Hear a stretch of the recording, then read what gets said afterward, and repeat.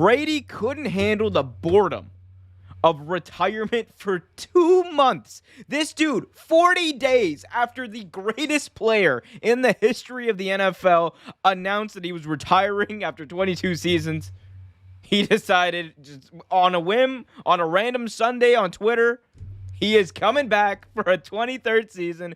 Tom Brady will return with the Bucs, and now the Tampa Bay Buccaneers are trying to get the crew back together. They've sent feelers out to Rob Gronkowski to try to see if he's interested in coming back to the team, and you would think that he probably is with Brady being gung-ho and coming back.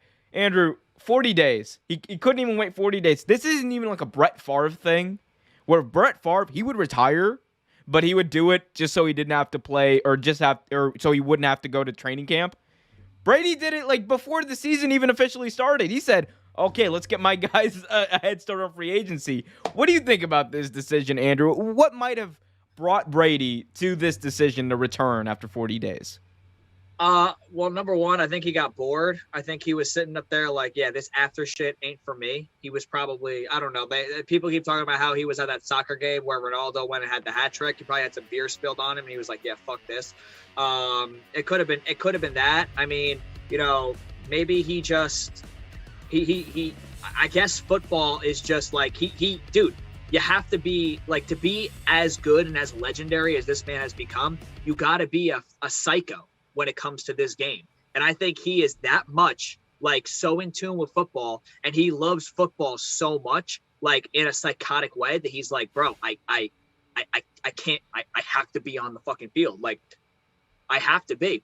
And I do think I want to get your take on this too. I really think just seeing where some of the quarterback chips fell recently, like, Russell Wilson's out. Here in the news, Jimmy G might be on the move to the AFC.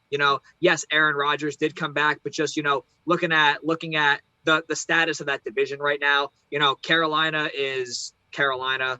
The Saints are in cap hell. The Saints are in cap hell. There really isn't much they can do. Atlanta is rebuilding. Matty Ice might be on his way to the AFC. And then you look at some of the other teams. Dallas. We're going to talk about Dallas later on. They just, yeah, exactly. It's like you look at like who some of those guys are in the NFC, and he's like, you know what? I can beat them. I can beat them. I can beat them. Outside of having to go through maybe the NFC West again, which when you really think about it, dude, they were one play. It's that one play away from winning that game and knocking off the team that was going to the Super Bowl. They almost came back. They came back. They came back in that game. They came back on them. So it's like he's sitting up here like, you know what? The NFC just got a lot easier, especially with like Russell Wilson heading to the AFC and everything. He's probably over here thinking, you know what? I think I can give it another go. He definitely can win the division. And then outside of having to maybe go through Aaron Rodgers, which he's done before, and that team, that team's going all in right now, but just given what happened to them last year, and maybe having to go through whoever is coming out of the NFC West, whether it's the Rams again, whether it's the 49ers, any of that, I think he probably thinks to himself, he gets the squad back together. They run it back one more time. They were this close against the Super Bowl champs. Yeah. I think he's thinking, you know what? I got another run in me. Yeah, absolutely. So as far as my take, I agree. I think you touched on a lot of factors, because this is like not I don't think this is like one thing over another. I think it's kind of like sensing the landscape of the NFL, sensing the landscape of his division, which there's no other team that's going to compete in that division right now. And also, like, he probably was just like, he wasn't feeling retirement. Maybe he just wasn't set on it. But Andrew, I think there's one part of this that I discussed when Tom Brady originally retired that you didn't cover there. And that's the aspect of the way Brady's retirement actually was announced and kind of played up in the press. Because if you remember, Jeff Darlington, he just reported that Tom Brady was going to retire on a random Sunday morning. On just a random Sunday morning. It came out of nowhere. We were expecting a decision, but not that early.